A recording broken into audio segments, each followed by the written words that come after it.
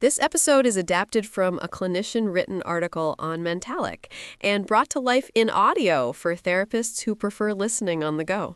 This piece was written by Courtney Gardner, MSW, and we're really excited to feature their perspective here. Absolutely. And just for context, if you're new to Mentalyc, it's a clinical intelligence platform that supports therapists with documentation.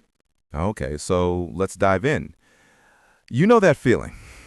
It's 4:45 on a Friday afternoon.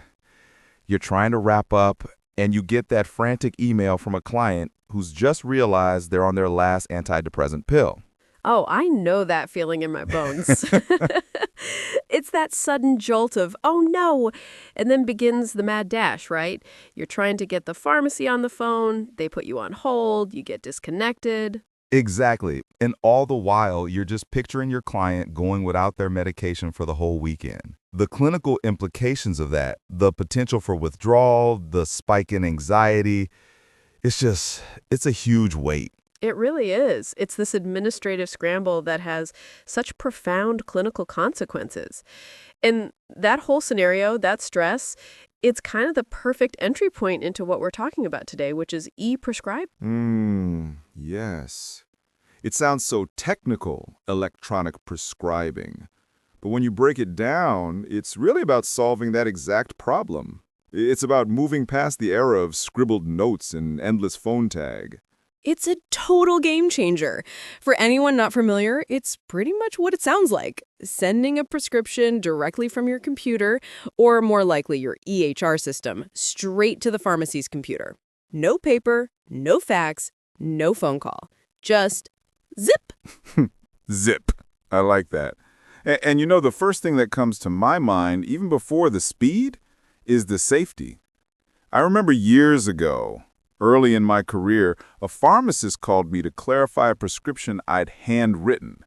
My handwriting, well, let's just say it's not my strongest skill. You and every other prescriber in history. It's a running joke for a reason, right? It really is. And they were trying to figure out if I wrote sertraline or selegiline. And those are two very different medications. It was a humbling moment, but also a terrifying one. The potential for error was just right there, staring me in the face. Wow. That's a powerful example. And that's exactly one of the biggest wins of e-prescribing. It completely eliminates the problem of illegible handwriting. Everything is typed, standardized. There's no ambiguity between a U and an A or a 1 and a 7. It ushers in this new age of precision, as the article puts it.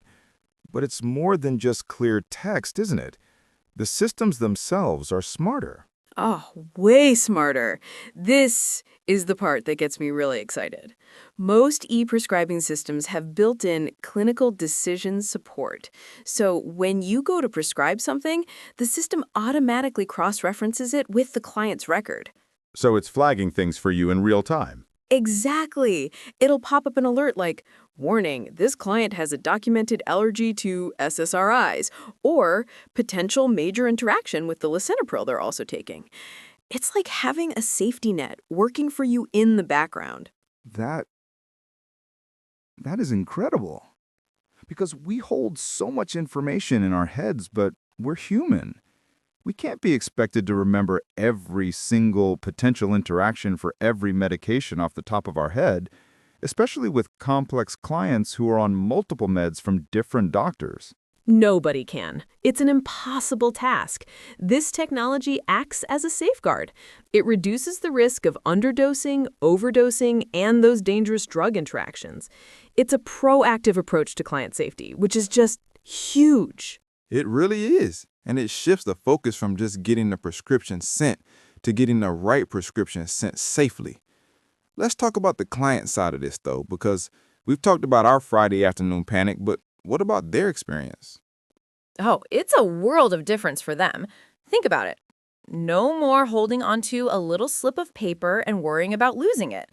No more dropping it off at the pharmacy and being told to come back in an hour or 2 hours or tomorrow. Or the dreaded, we never received the fax from your doctor's office. And the client is stuck in the middle, making calls, feeling helpless. Exactly. With e-prescribing, by the time the client leaves our office or logs off the telehealth session, the prescription can already be at their pharmacy. They can just go and pick it up. It removes so much friction and delay from the process. That feels more, I don't know, compassionate, more empathetic. We're removing a barrier to care. For a client struggling with depression or severe anxiety, just the executive function required to manage that whole paper script pharmacy wait process can be a significant hurdle. A huge hurdle. And this makes it simpler, more direct. It respects their time and their energy. And there's another piece to this that I find fascinating: medication adherence. Ah, yes, the perennial challenge. How does e-prescribing help with that? Well, because it's all digital, the system creates a clear, trackable record. You can often see when a client has filled a prescription and when they've refilled it. So if you prescribe a 30-day supply of an antidepressant and 45 days later the system shows they haven't requested a refill, that's valuable clinical information. That is incredibly valuable because it's not about catching them and non-adherence. It's about opening a door for a conversation. It allows you to gently ask, hey, I noticed it's been a little while since your last refill. How are things going with the medication? Are you experiencing side effects we should talk about? Did the cost end up being a barrier? Yes, it turns a potential point of judgment into a point of connection and curiosity.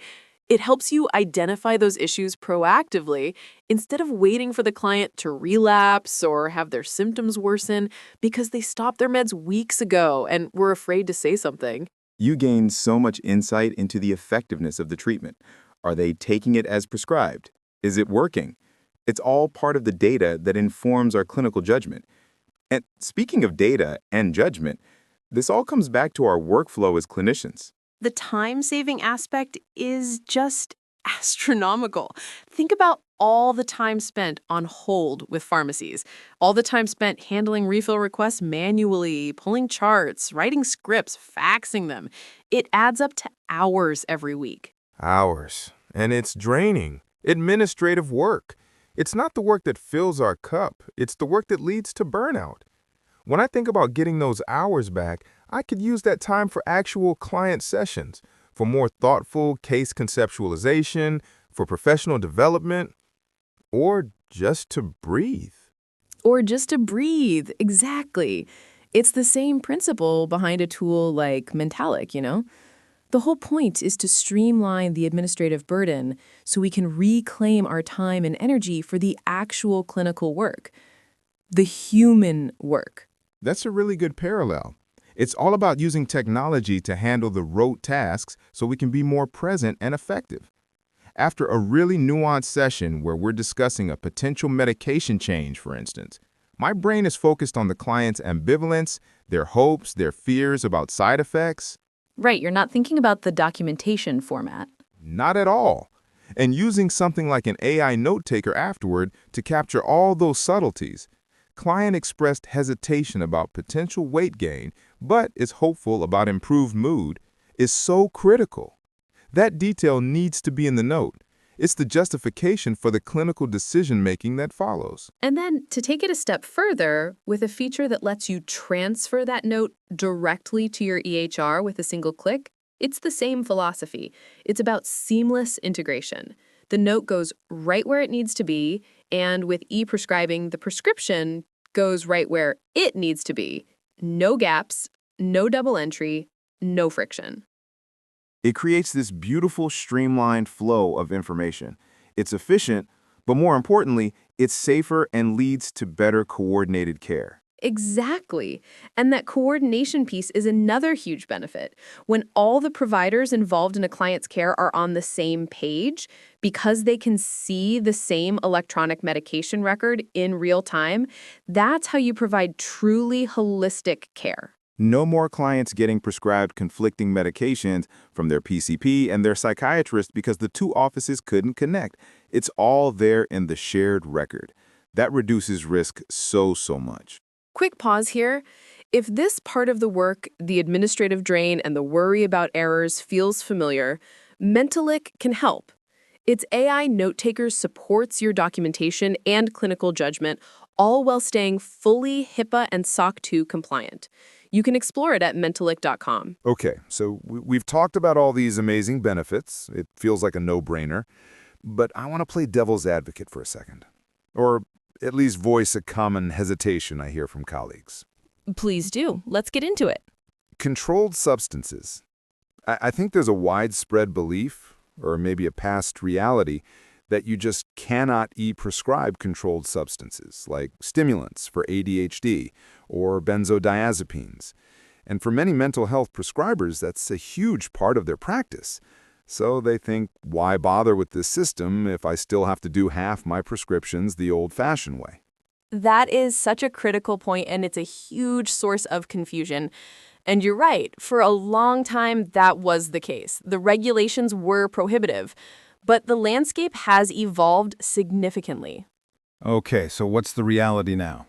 The reality is a system called EPCS, which stands for Electronic Prescribing of Controlled Substances. It's a specific, highly secure, DEA-compliant method for doing exactly what you just described, e-prescribing controlled substances. Ah, so it's not that you can't do it, it's that it requires a different, more rigorous protocol than prescribing, say, an antidepressant. Precisely. It's not the same as standard e-prescribing.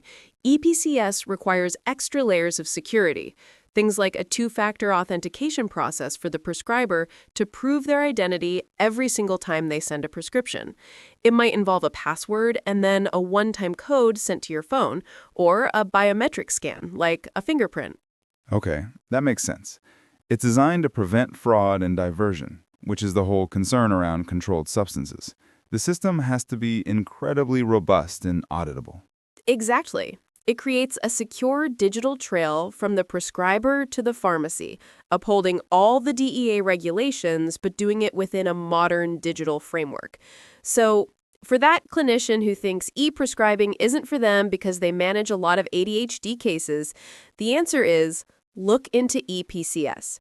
Your EHR or e-prescribing service provider almost certainly has a pathway for it. That clarification is so important. It removes a major perceived barrier. So let's imagine a clinician listening to this. They're intrigued. They're tired of the phone tag and the handwritten script errors. They're sold on the benefits.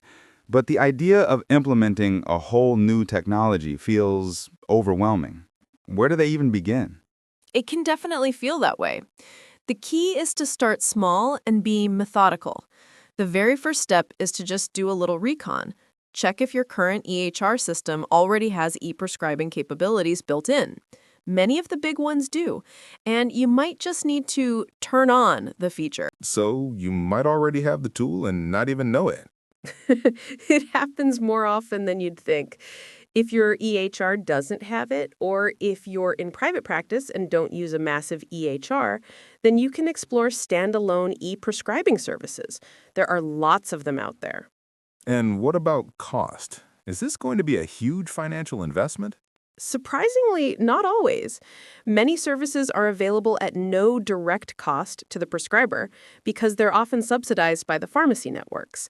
Others might charge a nominal monthly or per prescription fee. It's usually very manageable, especially when you factor in the time you're saving. That's a good point. Time is money, as they say. I really like the article's advice on the rollout process. It's very gentle. Yes, the gradual transition. Don't try to switch your entire caseload over on day one. That's a recipe for frustration. Pick a small group of clients to start with, maybe 5 or 10 clients who are stable on their medications and who you have a good rapport with. And you can be transparent with them. Hey, we're trying out a new, more efficient system for prescriptions. Would you be willing to be one of the first to try it with me? It builds your confidence, and it lets you identify any little kinks in the process in a low-stakes way. Totally. You learn the system, you figure out how to search for a pharmacy, how to handle a renewal request, what the interface looks like. You use the tutorials and the support resources that the software provides. You get comfortable. You get comfortable. It's like learning any new clinical skill, really. It feels a bit clunky and awkward at first. You're slow, you have to think about every click. But with practice and time, it becomes second nature. It just becomes the way you do prescriptions. And before you know it, you're an e-prescribing pro, and you're wondering how you ever survived the old way. You look back at the days of fax machines and frantic phone calls and just shudder. I can imagine. It seems like the core takeaway here isn't just about adopting a new piece of tech.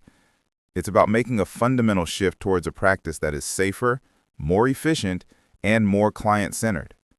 It's about taking a proactive step to reduce risk and alleviate some of that administrative burden that weighs us all down.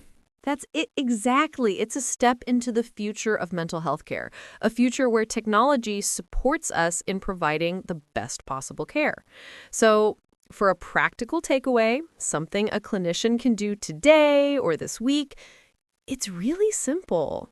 What's the step? Just look. Open your EHR and just look for a tab or a menu item that says E-Prescribing or ERX. That's it.